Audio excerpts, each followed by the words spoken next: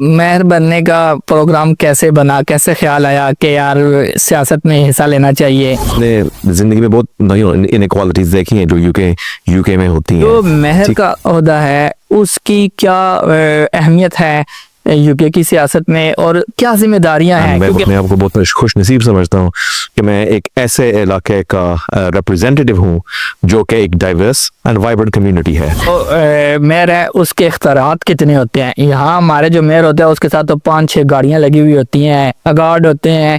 आपके पास कितनी गाड़ियां, कितने गार्ड है आपके पास? 5-6 गाड़ियां तो हमारे वजीर आज़म के पास भी नहीं होती। अच्छा, कुछ लोग पाकिस्तान से यूके जाना चाहते हैं, तो यूके जाने के लिए उनको कहा जाता है कि बड़ा मुश्किल है, बड़े प्रॉब्लम्स हैं। तो आप क्या समझते हैं कि किस तरह के प्रॉब्लम है? और जंग का जो कानून है, रूल है जंग का ये है कि मेरी आपके साथ जंग है अगर, तो मैं आपके बुजुर्गों को नहीं छेड़ूंगा, मैं आपके औरतों को नहीं छेड़ूंगा, मैं आपके बच्चों को नहीं छेड़ूंगा। लेकिन जहाँ तो बच्चों को, बड़ों को, सारों को इकट्ठे करके मारा जा रहा है कि वहाँ के जो मुसलमान हैं उनको किस तरह के मसाइल हैं और मसाइल कैसे हल किए जा सकते हैं। ठीक है, इसराइल को मौका मिला है कि इसको दोबारा करें, इसको एम्पलीफाई किया जाए, क्योंकि इसराइल बस यही चाहता है कि हम गाजा को ऑक्यूपाई कर लें। पाकिस्तान की जिंदगी में और उस जिंदगी में कितना फर्क है और क्या फर्क है? यहाँ पर बड़े अफसोस से कहना पड़ता है कि अभी तक करप्शन चलती है। ठीक है, यह सब चीज चलता है।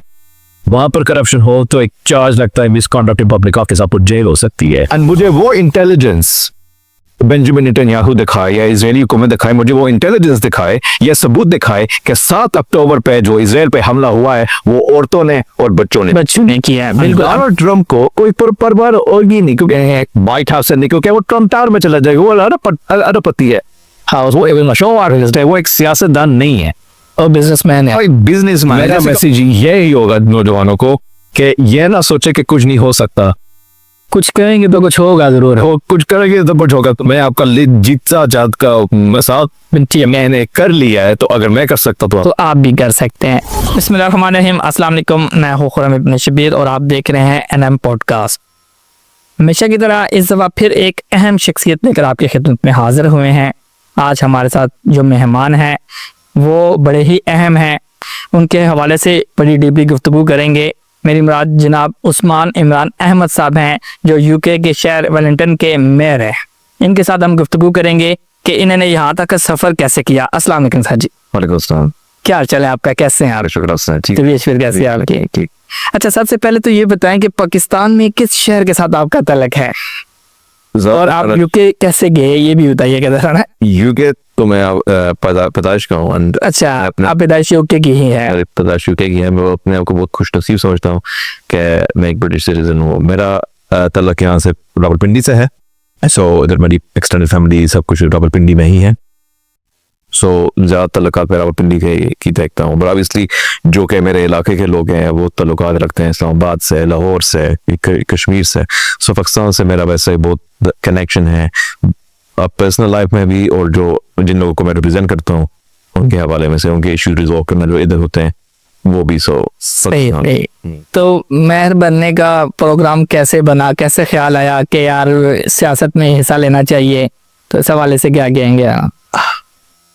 मैं लेबर पार्टी से तल्लुक रखता हूँ एंड लेबर पार्टी हमेशा नाइंसाफी, इनजस्टिस के खिलाफ खड़ी हुई है, सोशल इनइक्वालिटी। सो जब मैं पैदा हुआ, जब मैं बड़ा हो रहा था, मैंने जिंदगी में बहुत इनइक्वालिटीज देखी हैं जो यूके में होती हैं। ठीक है, एंड यू नो नाइंसाफियाँ। सो बेशक वो हेल्थ सर्विस में हो, एजुकेशन सिस्टम में हो, ये जो मुल्क में चल रही हो हालात जो ख़राब हुए हैं। जब मैं बड़ा हो रहा था तो ऑब्वियसली इराक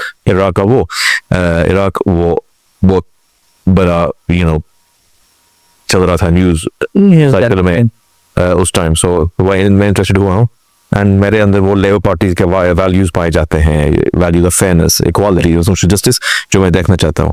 मैं एक काउंसलर बना, अल्लाह का शुक्र, मैं अच्छे वोट बैंक से जीता हूँ as compared to other parties. And मैं अपने आप को बहुत खुश नसीब समझता हूँ कि मैं एक ऐसे इलाके का रिप्रेजेंटेटिव हूँ जो कि एक डाइवर्स एंड वाइब्रेंट कम्युनिटी है।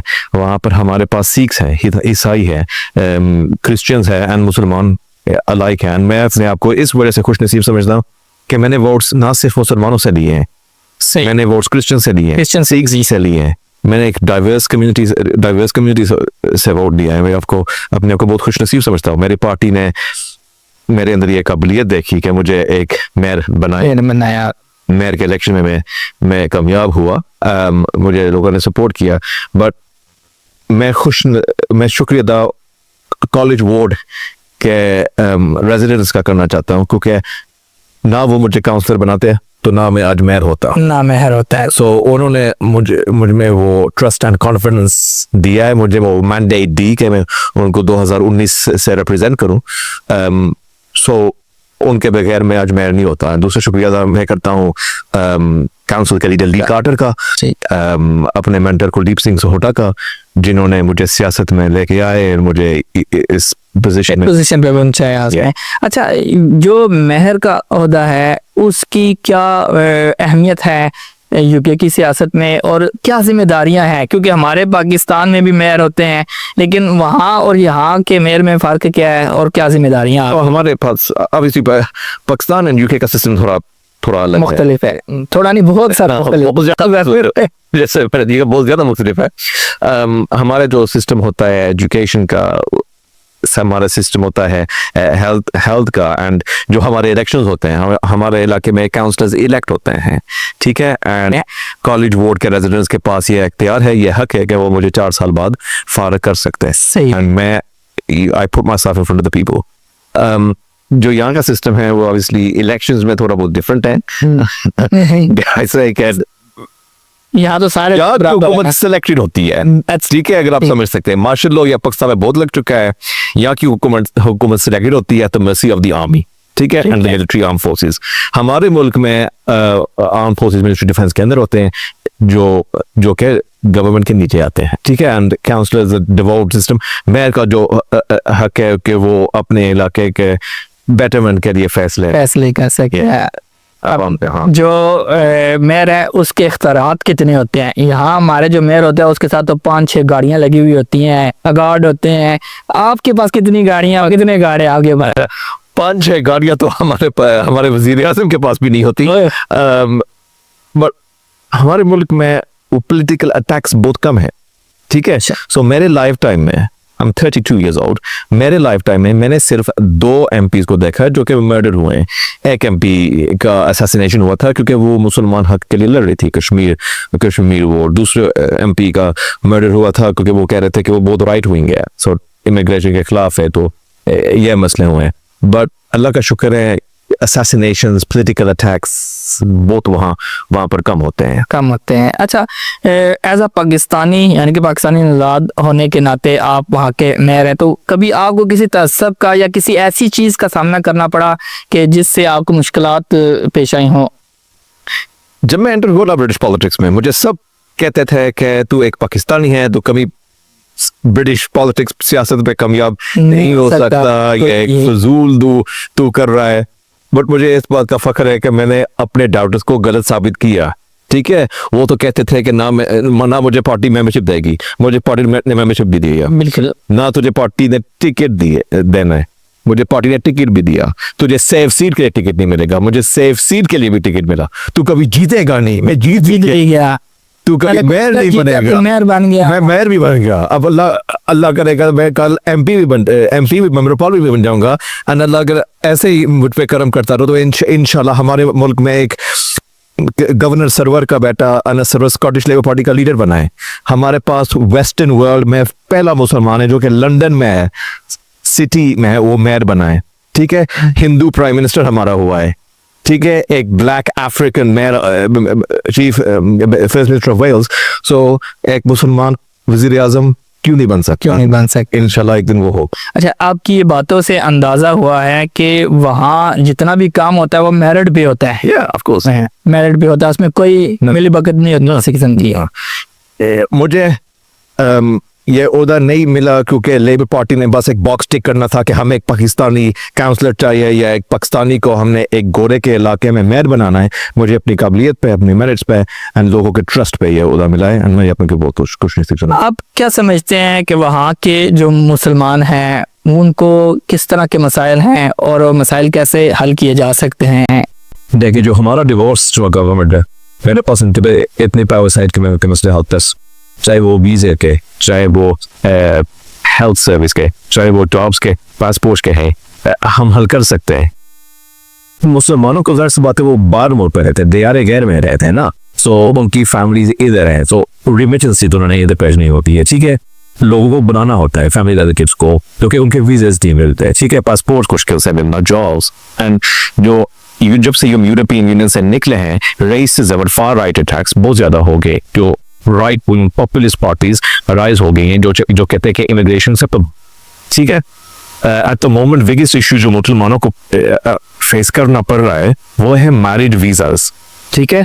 तो जो वहाँ के सिटीजन यहाँ से शादी करके जाते हैं, वहाँ कंजर्वेटिव पार्टी हुकूमत ने, जो कि अभी खत्म हुई है, उन्होंने बहुत सख्तियां कर दी थी, ठीक है। 18,600 मिनिमम इनकम थ्रेशोल्ड दी था, अब 32,000 रखा था, ठीक है। वो तो लेबर पार्टी ने थोड़ा बहुत होल्ड किया हुआ है, रिव्यू कर रहे हैं, ठीक है। बट उन्होंने तो करना था 40,000 कौन कमा सकता है, सिर्फ अमीर लोग या बहुत बड़े ऑफिस, मतलब जो 40,000 कमाएगा एजेंट्स, जी वो फैमिली बुला सकते हैं। कैफियत हो गई मुसलमानों के अंदर, ये हुकूमत ने ही पैदा की है कि हम इसलिए कर रहे हैं ताकि आप लोग पाकिस्तान से शादी ना करें, आप यूके से शादी करें, आप पाकिस्तान से ना बुलाएं, ठीक है। और ऐसी बात नहीं है, अगर वो रिक्वायरमेंट्स पूरे हो जाता है, टाइम लगता है बट वो हो जाता है, ये एक हो रहा है। बट अभी क्या कानून है कि अभी गवर्नमेंट ने होल्ड किया हुआ है, नई लेबर पार्टी की नई हुकूमत आई है, यानी आपकी हुकूमत ने होल्ड किया हुआ है जी, एंड वो चेंज करने की कोशिश कर रहे हैं, ठीक है। बट एक लेजिस्लेशन प्रोसेस होता है, वो माइग्रेशन एडवाइजरी कमेटी रिव्यू कर रहे हैं, बट सो ये मसले है यूके लोगों को, ये मसले होते हैं, बट वो हल हो रहा है। जो आप खुद भी हल कर रहे हैं, जैसे अब कुछ लोगों के साथ वहाँ ये भी प्रॉब्लम होते देखे हैं, सुने भी हैं कि वहाँ जैसे पाकिस्तानियों को या गैर क्या कह सकते हैं कि जो यूके के नहीं है, उनके लिए ये भी मसाइल है कि चोरी डाके की जो नौबत है वो भी काफ़ी हद तक है। तो आप क्या समझते हैं इस सवाल से, ख़ासतौर पे वो जो ब्लैक, उनका मैं क्या नाम दूँ, काले जो होते हैं, जो उनको मशहूर किया गया कि वो काफ़ी लोगों को मारने के लिए भी आते हैं, उस हवाले से क्या कहेंगे? ये अटैक्स होते हैं, ये कुछ इलाके में जो जहाँ रेसिज्म है वहाँ पर ज़्यादा, अब बहुत हद तक कम हो गया है, ठीक है। पुलिस वहाँ पर पहले बहुत प्रेशर डालती थी black, Asian, minority, ethnic communities पे, सही है, जो कि वो जो ब्रिटेन से नहीं है, यूके से नहीं है, बट वो बहुत हद तक अब कम हो गया है, इनक्वालिटी खत्म हो रही है। हाँ, कुछ इलाके ऐसे हैं जहाँ पर ये अभी तक बहुत हाई है, एंड आहिस्ते वक्त के साथ वो कम हो गया है। सही है। अच्छा, कुछ लोग पाकिस्तान से यूके जाना चाहते हैं, तो यूके जाने के लिए उनको कहा जाता है कि बड़ा मुश्किल है, बड़े प्रॉब्लम्स हैं, तो आप क्या समझते हैं कि किस तरह के प्रॉब्लम है, और अगर पाकिस्तानी यहाँ से यूके जाना चाहते हैं अगर, तो उनके लिए क्या, उनके पास क्या काबिलियत होनी चाहिए जाने के लिए? देखिए, ये तो डिपेंड करता ना कि जिस वीज़ा के लिए वो अप्लाई कर रहे हैं। मैंने अभी एक मिसाल दी है मैरिड वीज़ा, सो मैरिड वीज़ा के लिए ऑब्वियसली निकालना होना ज़रूरी होता है। यूके जो बंदा काम कर रहा हो या सेल्फ एम्प्लॉयड हो, वो सारे पेपर पूरे होना चाहिए, HSC, VSC सब कुछ। जब रिक्वायरमेंट्स पूरे हो तो वीज़ा लग जाते हैं। हाँ, मैं मानता हूँ कि रिक्वायरमेंट सब पे रिक्वायरमेंट ही लगते हैं, रिक्वायरमेंट्स पूरा करने के लिए मुमकिन होती है। वीज़ा में बहुत से दो की कंप्लेंट्स आती है। देखिए, वीज़ा के लिए होम ऑफिस ये कहता है कि हमें ये सेटिस्फाई करेगा ये बंदा वापस जाएगा, ठीक है, ये गारंटी है, ठीक है। ऑब्वियसली ये गारंटी ये थोड़ी बहुत हर्डल होती है, डॉक्यूमेंट्री प्रूफ चाहिए होता है, बट हम हल करने की कोशिश कर रहे हैं। कंजर्वेटिव पार्टी ने इमिग्रेशन सिस्टम को बहुत टाइट कर लिया था, एक हॉस्टाइल एनवायरनमेंट इसको कैसे उन्होंने बना दिया था, बट अब रिव्यू हो रहा है। अब इसमें देखा ना, तो लेबर की हुकूमत में इमिग्रेशन रूल्स थोड़े बहुत कॉम्पैशनेट होते हैं, बिल्कुल बहुत चेंज बहुत सही है। अच्छा, एक और चीज़ बताइएगा मुझे कि माशाल्लाह आप है पाकिस्तानी लेकिन पैदा तो आप वहाँ हुए हैं, वहाँ के जो नौजवान हैं वो आपकी कामयाबी को कैसे देखते हैं, या उनके लिए आप कैसे रोल मॉडल हैं कि वहाँ के लोग जो हैं और ज़्यादा एफर्ट करें? देखिए, इस बात को बहुत अप्रिशिएट किया जाता है कि मैं एक यूके कंट्री में यंगेस्ट एवर काउंसलर बने। अच्छा, अपने इलाके का फर्स्ट एवर मुस्लिम काउंसलर बना, and then youngest ever first ever Muslim या बाल मुल्क का मैं। सही है। सो इस बात ये बात लोगों को इंस्पायर करती है कि इसने ये चीज़ कर ली, इसमें ये अचीवमेंट हो गई है, बिल्कुल। एंड मेरा मैसेज यही होगा नौजवानों को कि ये ना सोचे कि कुछ नहीं हो सकता, कुछ करेंगे तो कुछ होगा जरूर। वो कुछ करेंगे तो कुछ होगा। तो मैं आपका जीता जात का मसाल मैंने कर लिया है, तो अगर मैं कर सकता तो आप भी कर सकते हैं। आपकी फैमिली या आपके वालिदैन जो हैं उनका क्या किरदार है आपकी इस कामयाबी में? क्या जब मैं बाहर बड़ा था उनको बहुत फख्र था, बट मेरी फैमिली में भी कुछ ऐसे लोग भी हैं जिन्होंने ये सोचा था कि मैं नहीं कर सकता यार। हाँ, बिल्कुल करके देखा यार। ये तो ऐसा होता है कि बहुत सारे लोग कहते हैं कि नहीं हो सकता, लेकिन जब हो जाता है उसके बाद अब उनका क्या रवैया है, आप क्या कहते हैं? और आगे पहले वो बहुत सारे मजाक होते थे, पर अब जाहिर सी बात है उनको खुशी होती है कि हमारा बेटा, हमारा भाई, हमारा। आप फखर से कहते होंगे ओ मैं रहनी चाहिए काउंसलर है से है। अच्छा, ऐसा है कि जो वहाँ के लोग हैं उनके जैसे अब मुस्लिम कम्युनिटी है, इसी तरह बाकी भी, जैसे आपने जिक्र किया कि आपको वोट जो पड़े हैं सिखों की तरफ से भी पड़े हैं, बाकी क्रिश्चियंस की तरफ से भी, बाकी अब उनके भी जो मसाइल हैं वो भी आप हल करते हैं या सिर्फ आप मुसलमानों के लिए? एक जो काउंसलर बनता है ना, मुझे उन लोगों को भी रिप्रेजेंट करना पड़ता है जो कि कुछ पार्टीज को वोट दी है, जो कि मेरे मजहब वाले नहीं है। बट चाहे लोगों ने वोट दी है मेरे लिए, मुझे ये नहीं दी, मुसलमान हैं, ईसाई हैं, सिख हैं, क्रिश्चियन हैं, मैं सबको रिप्रेजेंट कर सबके पास इश्यूज हैं, तो मैं बड़ी खुशी से उनके मसाइल को हल। आप क्या समझते हैं कि जिंदगी में सबसे बड़ा सबक आपने क्या सीखा है? कीप गोइंग, के जो खार होती है ना वो आपको कमजोर नहीं करनी चाहिए, आपको और मजबूत करनी चाहिए, आपके जल्द और पैदा करनी चाहिए कि आप कीप करें। जब मैं फिर इलेक्शन लड़ा था मुझे सिर्फ 90 वोट्स मिले, 90, ठीक है, लोगों को हजारों हिदायत में वो वोट मिलते, मुझे सिर्फ 90 वोट्स मिले। तब मैं कह सकता था कि सियासत मेरे लिए नहीं है, ये मैं नहीं कर सकता। मैंने दोबारा कोशिश की है। तो अभी मेयर के लिए जब आपका इलेक्शन हो तो आपको कितने वोट पड़े थे? जब मैं मेयर के लिए गया था तो आई थिंक 1,40,000 1,40,000 वोट से मैं जीता हूँ, क्योंकि वो पूरे वाशिंगटन के लोगों ने इलेक्ट किया। जब मैं काउंसिल बना तो 76,000 से जीता था। सो ये हो सकता है, मुसलमान कामयाब हो सकते हैं। फकर है कि ये तो बड़ी खुशी की बात है जी। 1,40,000 वोट हमारे यहाँ जो MQM वाले हैं उनको लाखों वोट पड़ते हैं, वो तो हमें गिनने भी नहीं होते, और आपको 1,40,000 वोट पड़े तो ये वाकई एज अ पाकिस्तानी हमारे लिए भी फख्र की बात है जी कि बिल्कुल ऐसा होना चाहिए।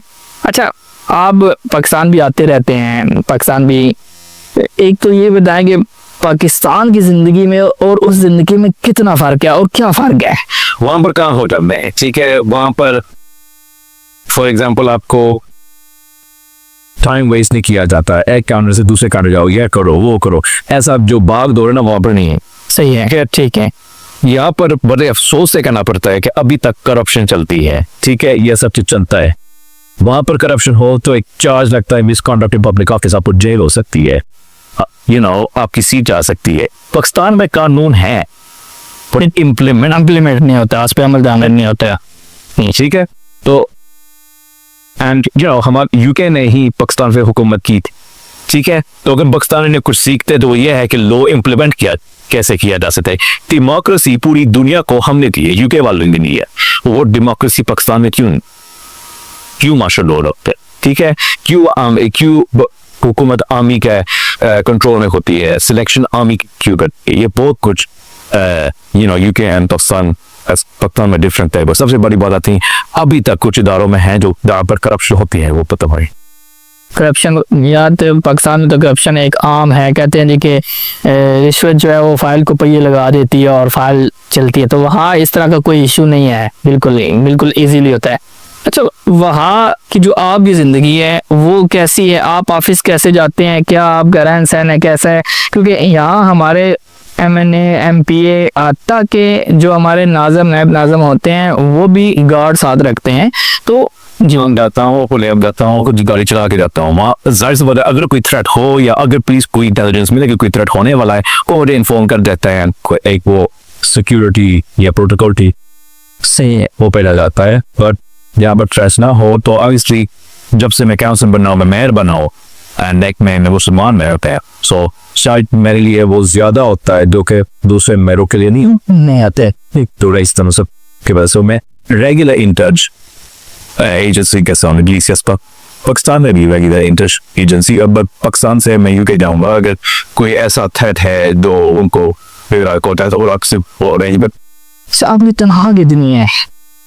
तनख्वाह हमारे लिहाज से जो कमाते हैं वो इतनी नहीं है जितनी कि पाकिस्तान में हो। तकरीबन in excess of 40,000 pounds per annum होगी।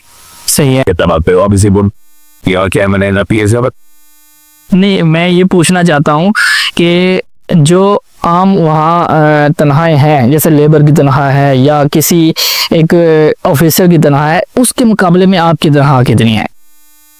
हमारी तनख्वाह पब्लिक सर्विस पब्लिक सेक्टर की तनख्वाह प्राइवेट सेक्टर से ज्यादा है, जो कि मैं सब कैसा नहीं होना चाहिए। यहाँ वो बात आती है इनइक्वालिटी, ठीक है। गवर्नमेंट वाले पब्लिक सेक्टर वाले ज्यादा क्यों कमा लेते हैं और प्राइवेट सेक्टर वाले कम वाले, ठीक है। ये डिबेट है कि काउंसलर्स और एमपीज की सैलरी हर साल ऊपर जाती है 5% से ज्यादा, जबकि प्राइवेट सेक्टर की 1.2% ज्यादा ऊपर नहीं जाती। तो ये डिबेट है। सही है। अच्छा, इसमें एक चीज़ और मुझे बताएं, मुझे थोड़ा सा मज़ा आ रहा है आपके साथ ये बात करके कि हमारे यहाँ ऐसा होता है कि एक तो जो MNA या MPA या मेयर है उसकी तनख्वाह होती है, तनख्वाह के बाद उसे TA भी मिलता है, अगर वो किसी जगह पे काम करने के लिए जाता है उसको घर भी मिलता है, फिर पेट्रोल भी मिलता है, बिजली के यूनिट्स भी मिलते हैं, एक्सपेंसेस होती है जी नहीं। बट ऐसा नहीं होता कि आपको ये सब तय। अगर आप MP बन जाएं तो आपके पास सेकंड होम अलाउंस होता है, जो कि वो स्टेट्स है, और एज एम उससे पूरे वक्त नहीं आता। अच्छा, अब मैं थोड़ा सा बात को इंटरनेशनल सतह पे लेके जाना चाहता हूँ कि एज अ मुस्लिम आप मेयर है वहाँ के, तो मुसलमानों पे अगर किसी किस्म का कोई इश्यू आता है इंटरनेशनली सतह पे, तो उस वक्त आप की तरफ से भी बयानबाजी होती है, आप भी हक के लिए बोलते हैं, तो क्या हुकूमत की तरफ से रोक टोक होती है आपके लिए? हुकूमत की तरफ से रोक टोक नहीं होती, बट एक ऐसा इंटरनेशनल इश्यू अभी आया है जो मुझे बेइंतहा गुस्सा दिलाता है, वो है इजराइल एंड गाजा। हाँ, मैं इसी तरफ ही आना चाह रहा था कि जो फलस्तीन में भी इश्यू चल रहा है, जो मुसलमान उधर रहते हैं वो कंसर्न और अटैच होते हैं इस इशू से, क्योंकि जाहिर सी बात है मुसलमानों की जाने जा रही है बिल्कुल। वो नस्ल कशी कर रहे हैं ना, वो मार रहे हैं, कत्ल कर रहे हैं और शहीद कर रहे हैं, ताकि इजराइल से ये हमास से ही है, ठीक है।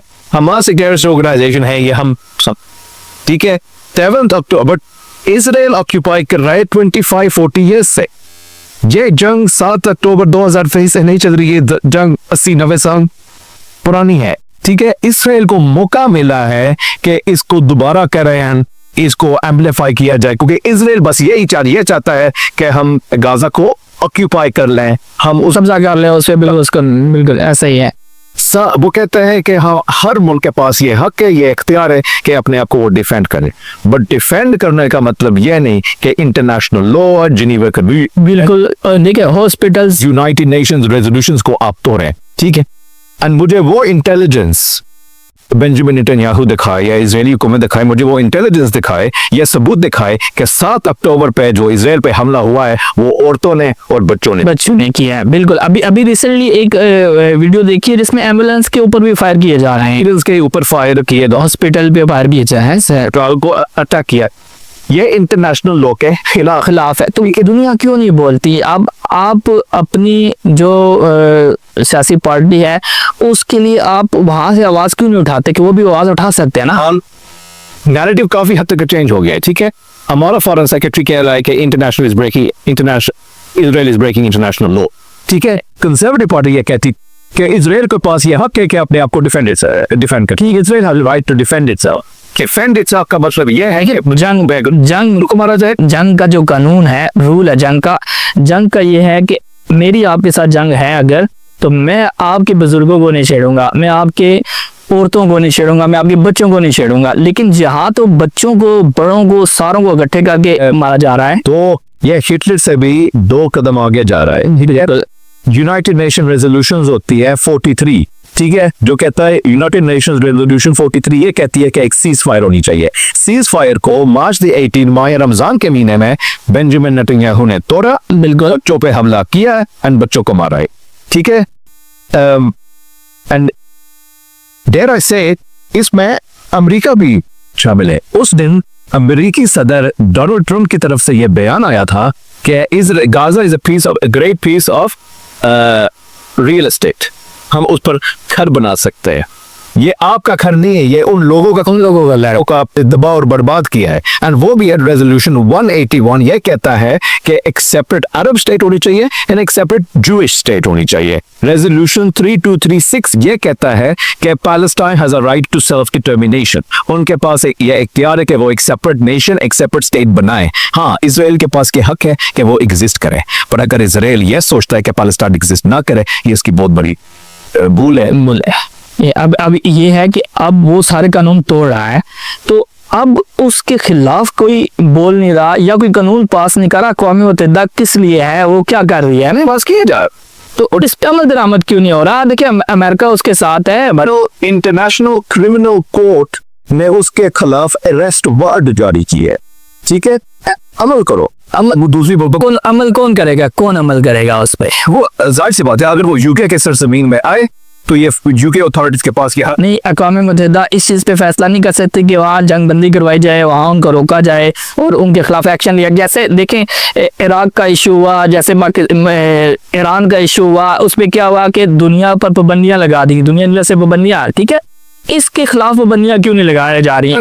यूके हुकूमत ने, जब से लेबर पार्टी की हुकूमत यूके में आई है, ठीक है, हमने वो खत्म किया है जो आर्म सेल्स हैं जो उनको वेपन सप्लाई करते हैं, वो खत्म किया है। उनको जैसे लोग है अमेरिका फॉर एग्जांपल, जो अभी तक सप्लाई कर रहा है, हर रोज 100 बच्चे फोत होते हैं, मारे जाते हैं इसराइल गाजा में इसराइल के हाथ पर, ठीक है, वो इंटरनेशनल लॉ के खिलाफ नहीं है।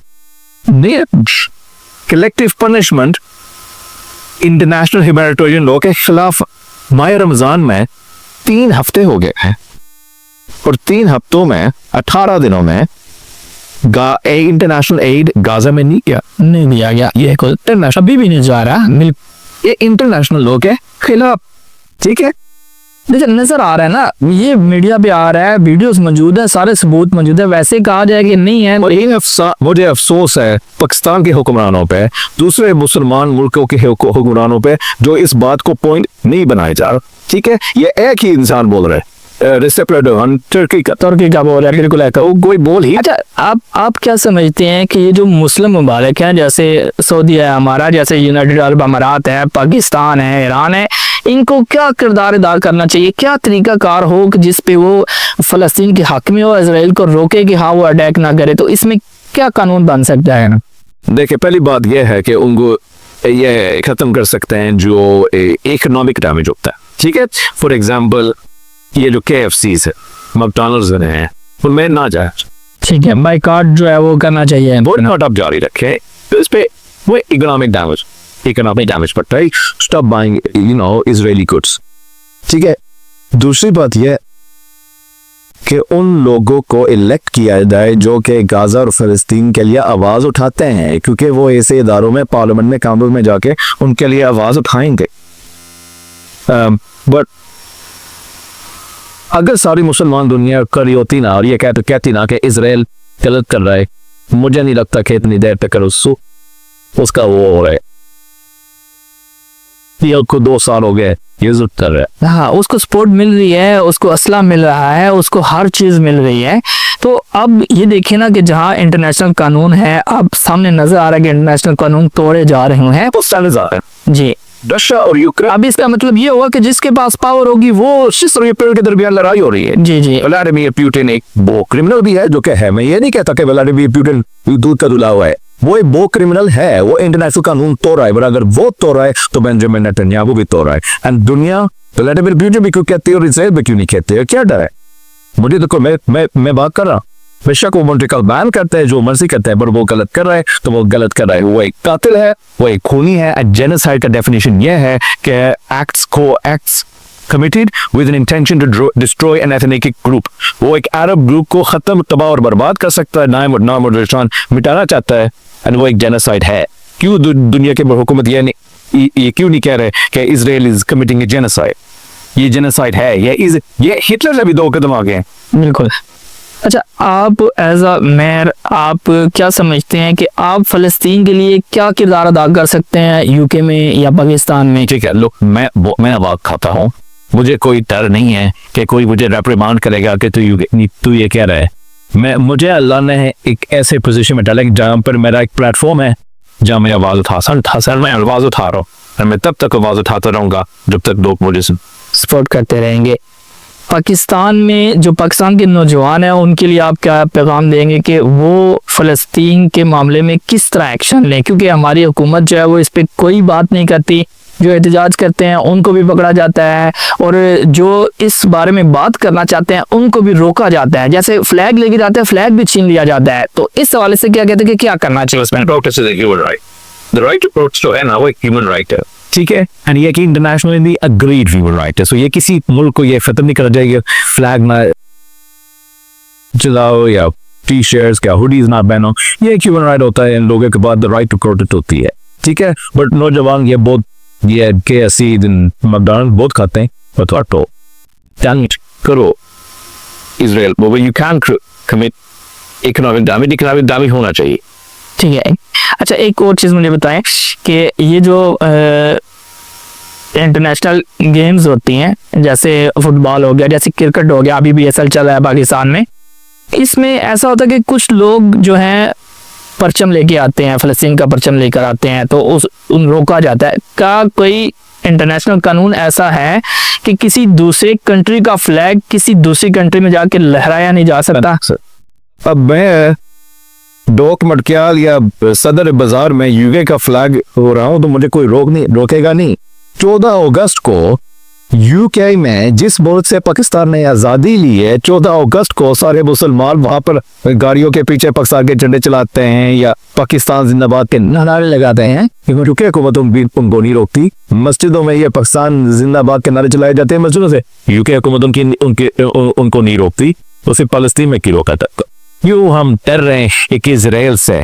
लख लानत है इस दुनिया पे जो ये समझती है कि बेंजामिन नेतन्याहू ये करेंगे सो उसके खिलाफ आवाज ना उठाए, ये ना करे वो ना करे। लख लानत ऐसी लोगों पे, अगर वो गलत कर रहा है तो आपका हक है।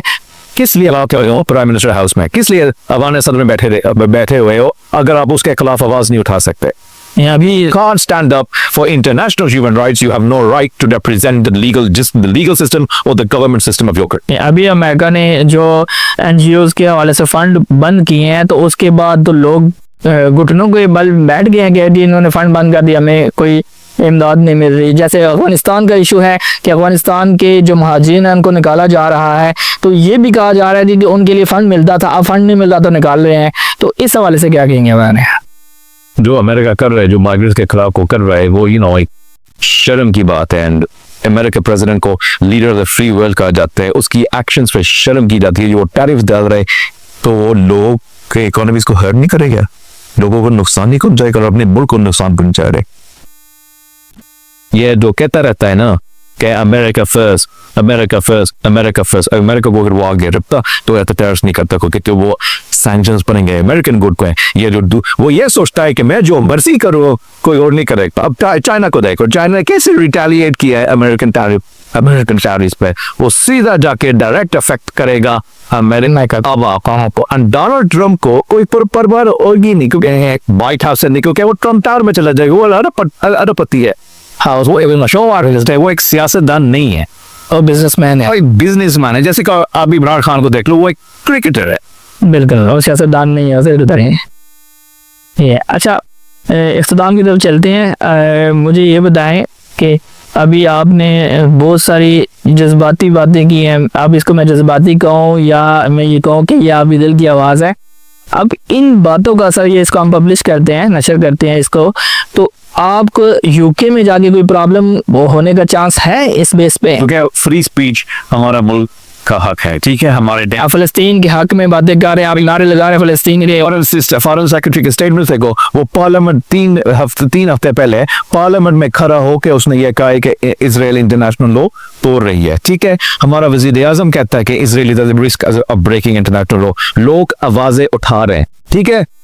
तो अगर इजराइल मुझे नुकसान पहुंचाना चाहती है, यह इजराइल का अपना मसला है, बट मुझे कोई नुकसान नहीं पहुंचेगा हमें आवाज उठाने के लिए, क्योंकि मैं मुसलमानों को रिप्रेजेंट करता हूँ और मुसलमानों इस बात को बहुत सीरियस लेते हैं कि हमारे लोगों पर जुल्म हो रहा है और उस पर करना चाहिए। जी अच्छा, आखिर में हमारे नौजवानों के लिए क्या पैगाम देंगे? हमारी बहुत जज्बाती गुफ्तगू भी हुई। अब एज आ मेहर आपकी जो कामयाबी है उस हवाले से आप नौजवानों को क्या पैगाम देंगे कि उन्हें क्या करना चाहिए ना? There is nothing you can't achieve. आप अगर आप सच्चे दिल से उस पर फोकस करें तो आप अचीव कर सकते। मैं मेयर बनाऊं, मैं अल्लाह करे मैं कल एमपी बनूंगा, प्राइम मिनिस्टर बनूंगा, ये ना सोचे कि ये हमारे लिए नहीं है। ठीक है, अगर आप प्राइम मिनिस्टर बनना चाहते हैं तो कोशिश करो, कोशिश करें, कौन से शुरू करें, सियासत में आए फिर उसके कदम करें। ठीक, कतरा कतरा जरिया छोटा छोटा काम करें फिर आस्ता आस्ता ऊपर की तरफ आए। जी बहुत शुक्रिया सर, आपने टाइम दिया। तो इस तरह की और प्रोग्राम लेकर आपकी खिदमत में हाजिर होते रहेंगे। मुझे और मेरी टीम को इजाज़त दीजिएगा, फिर मिलेंगे। अल्लाह हाफिज़।